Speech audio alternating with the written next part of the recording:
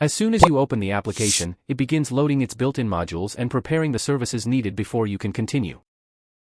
After the startup process is complete, you'll see an information screen explaining the application's terms and privacy policy.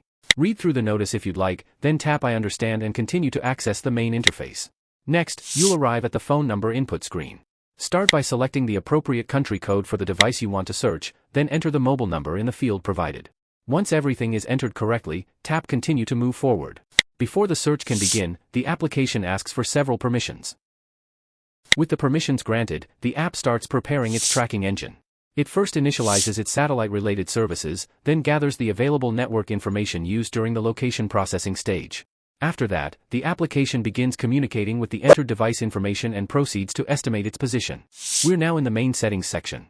Under the General tab, enable GPS triangulation, real-time movement detection, and device status detection. Further down, you'll find support for multiple satellite navigation systems. Select the navigation options you want the application to use, then tap Next to continue. Now we're inside the advanced settings. Here you can customize several tracking parameters. Adjust the location accuracy based on your preferred precision level. Set the update interval to control how often the application refreshes location information, then choose the desired scan type for the search process. Finally, enable the option that allows the app to automatically choose the best available satellite connection. Once all of the settings have been configured, tap Start Search. The application now begins its processing sequence. During this stage, it performs several background operations, including verifying permissions, checking GPS availability, initializing satellite communication, analyzing available network data, measuring signal strength, and processing coordinate information. As the search continues, you'll notice each step being completed one after another.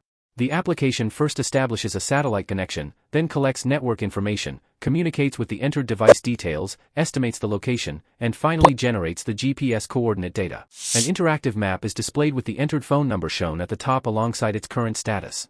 The detected route is presented on the map, while the information panel below displays location details together with the reported GPS accuracy.